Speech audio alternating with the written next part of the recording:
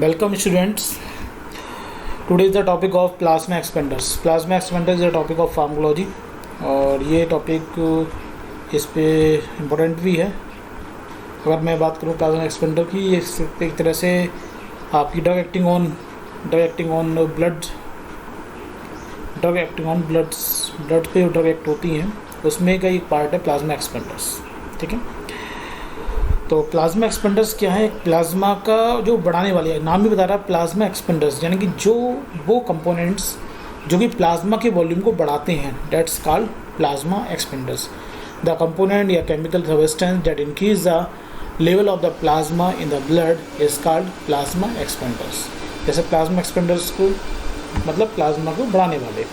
अब बात देखें तो these are the high molecular weight substance which exceed colloidal osmotic pressure and when infused IV retain fluid in the vesicular compartments. ठीक है, यानी ये क्या है? प्लाज्मा एक्सपेंडर वो हाई मोलिकुलर सब्सटेंस हैं जो कि जिसके अंदर जो कि एक ऑस्मेटिक प्रेशर जनरेट करते हैं जब इसे व्हेन इन्फ्यूज IV, जब इसे IV रूट से इन्फ्यूज़ किया जाता है बॉडी के अंदर, और ये वेस्कुलर कंपार्टमेंट में अंदर मेंटेन रहते हैं. ठीक है, और एक तरह से अगर मैं प्लाज्मा एक्सपेंडर्स की बताऊं, फर्स्टली प्लाज्मा एक्सपेंडर क्या है? Plasma expander are the those molecular high molecular weight substance that increase the plasma levels and increase the osmotic pressure in the blood is called plasma expanders. दूसरी बात करें तो ये ज़्यादा हाई मोलिकुलर वेट सब्सटेंस होते हैं which exceed colloidal osmotic pressure को बढ़ाते हैं and which when infuse IV retain fluid in the vascular compartment, जब हम IV रूट्स के थ्रू से देते हैं. They are use to correct hypovolemic and loss of blood or plasma. ये मेनली कब यूज़ किए जाते हैं? जब ब्लड में वॉल्यूम कम हो गया हो, या फिर ब्लड में प्रेशर कम हो गया हो, या फिर ब्लड में प्लाज्मा या ब्लड का ज़्यादा लॉस हो गया. जब ब्लड का लॉस और प्लाज्मा ज़्यादा लॉस हो जाएगा तो हाइपोवॉल्यूमिक कंडीशन हो जाती है. हाइपोवॉल्यूमिक कंडीशन की वजह से क्या होता है? ऑस्मेटिक प्रेशर बॉडी का कम हो जाता है. तो ऑस्मेटिक प्रेशर मेंटेन करने के लिए क्या है? प्लाज्मा एक्सपेंडर्स दिए जाते हैं. ठीक है, नेक्स्ट आते हैं हम कि आइडियल प्रॉपर्टी ऑफ प्लाज्मा एक्सपेंडर्स हैं क्या क्या प्रॉपर्टी होनी चाहिए एक आइडियल प्लाज्मा एक्सपेंडर्स की. पहली बात तो should exert osmotic pressure comparable to the plasma. Okay, osmotic pressure to the plasma. Like मैं ये क्लियर करूँगी, आपका osmotic pressure है. ठीक है, ये ज़्यादा osmotic pressure थोड़ा सा मिस प्रिंटिंग हो गई थी. ठीक है, तो ये क्या है? osmotic action. ठीक है, ऑस्मेटिक प्रेशर, तो ऑस्मेटिक में उतना ही जनरेट करे जितना प्लाज्मा जनरेट करता है. वो क्या है? प्लाज्मा, वो आपका आइडियल प्लाज्मा एक्सपेंडर है. Should remain in the circulation and not leak out the tissue. Blood के सर्कुलेशन में ज़्यादा टाइम तक मेंटेन रहे, ब्लड से टिश्यू में किसी ब्लड से किसी टिश्यू में आसानी से लीक ना हो, उसके अंदर वो आइडियल प्लाज्मा एक्सपेंडर हो सकता है. साथ में फार्मोडायनेमिकली इनर्ट, यानी कि कोई फार्मोकोडायनेमिक या फार्माकोलॉजिकल प्रॉपर्टी उसके अंदर नहीं होनी चाहिए, इनर्ट होना चाहिए. प्लाज्मा एक्सपेंडर की प्रॉपर्टी ये भी होनी चाहिए. शुड नॉट बी ये पायरोजेनिक और एंटीजेनिक, यानी ये पायरोजेनिक नहीं होना चाहिए. पायरोजेनिक मतलब क्या है? आप समझते हैं कि फीवर जनरेट या बॉडी टेम्परेचर बढ़ाने वाला नहीं होना चाहिए. और एंटीजेनिक यानी कि एंटीजेनिक की मतलब क्या है कि कोई एंटीबॉडी जनरेट हो, इसकी वजह से ऐसा भी कंडीशन ना हो, केवल क्या हो, ना पायरोजेनिक हो ना एंटीजेनिक हो. And should be stable easily sterilise, और ये स्टेबल हो और ईजिली इसे स्टाइल कर सकते हैं. इस कंडीशन, ये 5 कंडीशन होना जरूरी होती हैं प्लाज्मा एक्सपेंडर्स में. Should exert osmotic place pressure comparable to the plasma के बराबर जो ब्लड का प्लाज्मा उसके अकॉर्डिंग उसके अंदर प्रेशर, ऑस्मेटिक प्रेशर जनरेट करने वाला हो. ब्लड के सर्कुलेशन में कंटिन्यू रिटेन करने वाला हो, वहाँ से लीक आउट ना हो. फार्मोडायनेमिकली इनर्ट हो, यानी कि फार्मोली कोई एक्शन ना हो इसके अंदर. फोर्थ इज पायरोजेनिक और एंटीजेनिक एक्शन कोई नहीं हो, यानी कि पायरोजन जैसा कोई रोल ना करे, ना ही एंटीजेनिक कोई एक्शन करे जिससे एंटीबॉडी प्रोड्यूस हो पाए. स्टेबल रहे, ईजिली स्टाइल रहे, स्टाइल हम आसानी से कर सकें और लॉन्ग टाइम तक स्टेबल लगे. ये क्या है? Ideal property of plasma expanders है. प्लाज्मा एक्सपेंडर कौन से उसमें जैसे डेक्सट्रीन यूज़ किया था. डेक्सट्रीन में आपके 2 टाइप के, डेक्सट्रीन 70 और डेक्सट्रीन 40. इसके अलावा एक और होता है कंपोनेंट जो मोस्टली यूज़ किया जाता है, that is the polyvinyl pyrrolidone PVP. तो हमारे 3 तरह के हो गए जो यूज़ किए जाते हैं प्लाज्मा वैक्सीन. डेक्सट्रीन में 70 एंड 40, और लास्ट में आपका this is the polyvalent pyrrolidone. 3 component हैं जो आपके ऐसे प्लाज्मा एक्सपेंडर होते हैं। पहले हम बात करते हैं डेक्स्ट्रिन की। डेक्स्ट्रिन क्या है? It is A polysaccharide obtain from the sugar beet. Sugar beet से जो ऑब्टेन करने वाली पॉलीसेकेराइड्स हैं डेक्स्ट्रिन। और डेक्स्ट्रिन 2 टाइप के यूज़ होते हैं, पहला डेक्स्ट्रिन 70 और दूसरा डेक्स्ट्रिन 14। 2 टाइप के डेक्स्ट्रिन यूज़ किए जाते हैं एज ए प्लाज्मा एक्सपेंडर्स। इसकी बात करें डेक्स्ट्रिन 17 की, they are the more commonly use preparation in the dextrin 17। Mostly जो डेक्स्ट्रिन 70 मोस्टली ज़्यादा यूज़ होती है। It expand plasma volume for nearly 24 hours. ये प्लाज्मा वॉल्यूम को एक्सटेंड कर देती है, एक्सपेंड बढ़ा देती है अप टू द 24 हावर्स के लिए। It is slowly excreted by the glomerular filtration as well as the oxidizing in the body over week. ये बॉडी से जो ग्लोमेरुलर फिल्ट्रेशन यानी किडनी के थ्रू या नेफ्रॉन्स के थ्रू स्लोली एक्सीडेट होगी, बॉडी से हल्का निकलती है, ज़्यादा टाइम तक बॉडी में मेंटेन रहेगी। साथ में बॉडी के अंदर ऑक्सीडाइज भी होने में कई वीक लग जाते हैं, मतलब वो ऑक्सीडाइज होगी या डिग्रेड होगी, डिग्रेड होने में से टाइम लगता है। Some amount is deposit in the reticuloendothelial cell, जो लिवर के अंदर सेल्स होती हैं रेटोएंडोथेलियल सेल्स, उस पर कुछ अमाउंट ये भी डिपोजिट हो जाता है। Dextrin has a nearly all property of an ideal plasma expander. Dextrin के अंदर वो सब प्रॉपर्टी होंगे जो आइडियल प्लाज्मा एक्सपेंडर्स के अंदर होती हैं, जैसे हमने बताया था, पैराजेनिक नहीं हो, एंटीजेनिक नहीं हो, स्टाइल ऐसा नहीं हो जाए, लॉन्ग स्टेबल हो, कोई फंगल प्रॉपर्टी नहीं होनी चाहिए, वो सभी प्रॉपर्टी इसके अंदर मेंटेन रहती हैं। अगर डेक्स्ट्रिन 14 की बात करें, 40 इट एक्ट ऐसे rapidly more than 70।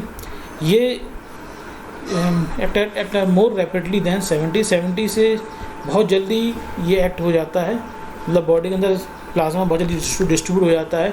It reduce the blood viscosity, blood की विस्कोसिटी थोड़ा रिड्यूस करता है, थोड़ा सा इसके अंदर ये लूज प्रॉपर्टी है। माइक्रो सर्कुलेशन में भी इम्प्रूव, और सर्कुलेशन बॉडी का होता है, ब्लड का सर्कुलेशन होता है, इसको ये इम्प्रूव कर देते हैं। लेकिन ज़्यादातर यूज़ कौन से किया था? डेक्स्ट्रिन 70 यूज़ किया जाते हैं।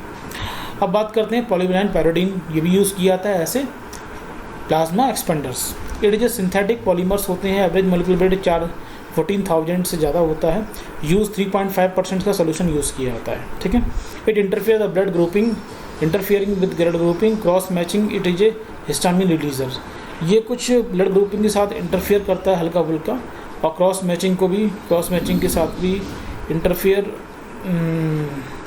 कर सकता है, क्योंकि और ये हिस्टामिन को रिलीज़ को बढ़ा देता है थोड़ा सा अंदर इसके अंदर, क्योंकि ये थोड़ी सी आइडियल प्रॉपर्टी नहीं है एक तरह से, क्योंकि ब्लड ग्रुपिंग को इंटरफेयर करेगा। जो ब्लड ग्रुप किसी ब्लड ग्रुप को ज़्यादा कंफर्टेबल रहता है, किसी ब्लड ग्रुप से कम कंफर्टेबल रहता है, ठीक है। Polyvalent pyrrolidone is slowly excreted in kidney and small amount of liver and to bile.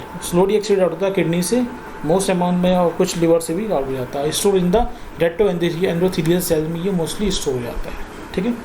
तो ये कम यूज़ किया जाता है क्योंकि ये ब्लड ग्रुपिंग और क्रॉस मैचिंग को इंटरफेयर करता है, इसलिए, ठीक है। और अब मैं बात करूँगा इसके यूज़ की। तो प्लाज्मा लॉस जब हो जाता है किसी एक्सीडेंट के पर्पस में, तो उस कंडीशन प्लाज्मा एक्सपेंडर यूज़ करते हैं। बर्निंग हो जाए, कहीं जल जाए, तो उस कंडीशन में प्लाज्मा लॉस हो जाता है, उस कंडीशन में प्लाज्मा एक्सपेंडर यूज़ करते हैं।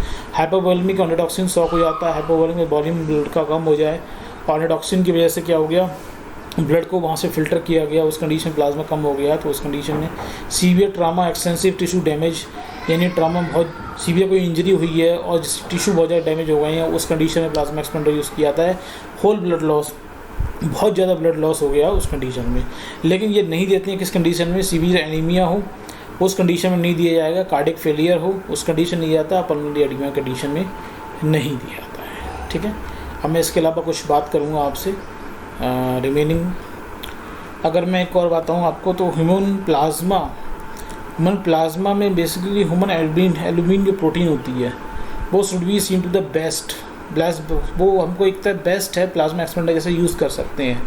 लेकिन कुछ कैरियर होती हैं उसके अंदर आ सकते हैं, जैसे फॉर्मा कैरियर और ट्रांसमिटिंग सीरम्स होते हैं, हेपेटाइटिस के, एड्स, ये सब चीज़ें उसमें आ सकते हैं। इसकी वजह से इसको यूज़ कम किया जाता है। अगर इसको हम अलग करें तो ये एक्सपेंसिव हो जाता है, इसलिए मोस्टली जो यूज़ किए जाते हैं वो आपके सिंथेटिक कोलाइडल्स यूज़ किए जाते हैं ऐसे प्लाज्मा एक्सपेंडर्स, ठीक है।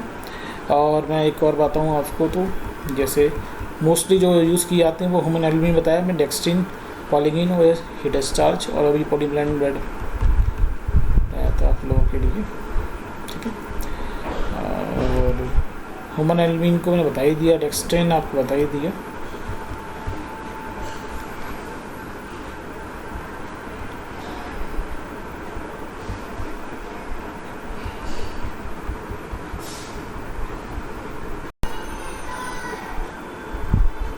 हाँ, हम डेक्स्ट्रिन की बात करें तो डेक्स्ट्रिन 70, डेक्स्ट्रिन 40, ठीक है।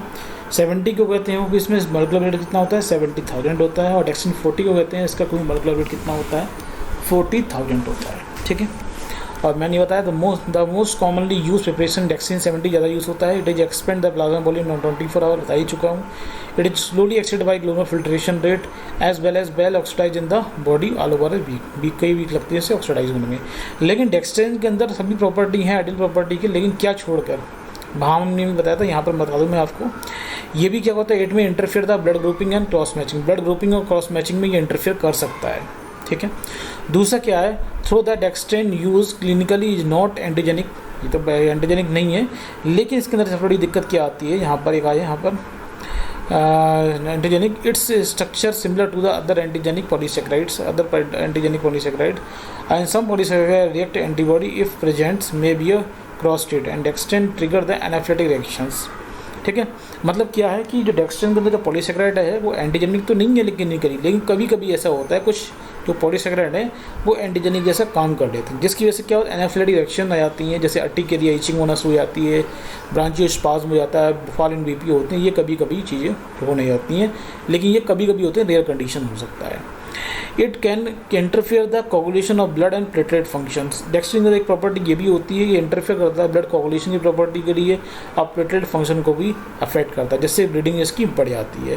तो इसलिए कहते हैं should not be use in the hypofibrinogenemia condition या थ्रोम्बोसाइटोपेनिया और प्रेजेंस ऑफ ब्लीडिंग कंडीशन में, इसलिए इसे अवॉइड करते हैं, डेक्स्ट्रिन को नहीं देना है, क्योंकि फाइब्रिनोजन एनीमिया जब हो जाता है, फाइब्रिन की कमी हो उस कंडीशन में, थ्रोम्बोसाइटोपेनिया प्लेटलेट्स कम हो उस कंडीशन में, प्रेजेंस ऑफ ब्लीडिंग यानी ब्लीडिंग हो रही हो उस कंडीशन में नहीं देना, ठीक है।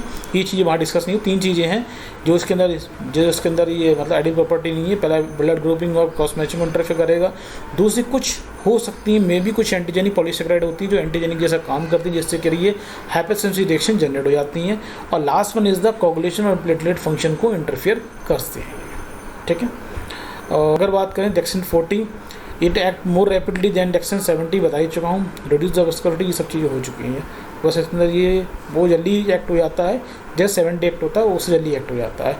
अब विस्कोसिटी ब्लड की थोड़ी कम कर देता है, प्रिवेंट द आरबीडी से, बाकी सब चीज़ें वैसी ही हैं, ठीक है। अब यूज़ ऑफ प्लाज्मा एक्सपेंडर बताया था, the colloidal solution are use primary as substitution of the plasma in condition where the plasma have been lost और move extracellular compartment in burn conditions. जब जल जाते हैं तो उस कंडीशन में क्या होता है कि प्लाज्मा होता है वो एक्स्ट्रासेलुलर कंपार्टमेंट में पहुंच जाता है, यानी कि ब्लड की सर्कुलेशन में प्लाज्मा कम रह जाता है। उस वजह से क्या होता है, हार्ट जल जाने करने बर्निंग कंडीशन में भी हमें ये प्लाज्मा एक्सपेंडर देने पड़ते हैं, जिससे कि प्लाज्मा का वॉल्यूम और ऑस्मोटिक प्रेशर मेंटेन रहे, ठीक है।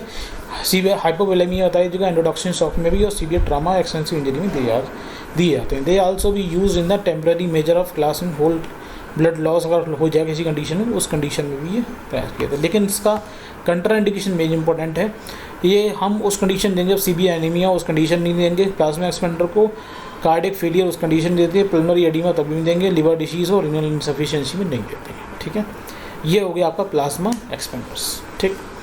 प्लाज्मा एक्सपेंडर की एक और इम्पॉर्टेंट बताता हूँ मैं आपको। आजकल आपने सुना होगा प्लाज्मा थेरेपी जो कोरोना वायरस के लिए दी जा रही है, क्योंकि प्लाज्मा थेरेपी की जाती है कि जब कोई एक ह्यूमन है जिसको कोरोना हो चुका था, लेकिन अब वो क्या है कि वो ठीक हो चुका है, तो उसके प्लाज्मा में क्या उसकी एंटीबॉडी बन चुकी है उसके अगेंस्ट में। उस पेशेंट का जो ठीक हो चुका है कोरोना का, उसका प्लाज्मा निकाल के कोई दूसरा पेशेंट जिसकी एंटीबॉडी नहीं बनी उस पेशेंट में चढ़ा देते हैं, जिसके कारण उसकी बॉडी में एंटीबॉडी बन जाती हैं जो आसानी से कोरोना को वायरस को किल कर सकती हैं या उसे डिस्ट्रॉय कर सकती हैं, जिससे वो जल्दी आसानी हील हो जाता है। ये क्या है, प्लाज्मा थेरेपी होती है। तो प्लाज्मा थेरेपी एक अलग चीज़ है और मैंने आपको इसलिए बताया कोई करंट ट्रेंड में है, और प्लाज्मा एक्सपेंडर्स अलग चीज़ है, ठीक है। वीडियो समझ में आया हो तो लाइक कीजिएगा, और अगर कोई क्वेश्चंस हो, क्वेरीज हो तो पूछिए, अपने कमेंट बॉक्स में ज़रूर पूछिएगा, ठीक है। और वीडियो लाइक कीजिएगा और मेरे चैनल को सब्सक्राइब कीजिएगा। Thank you.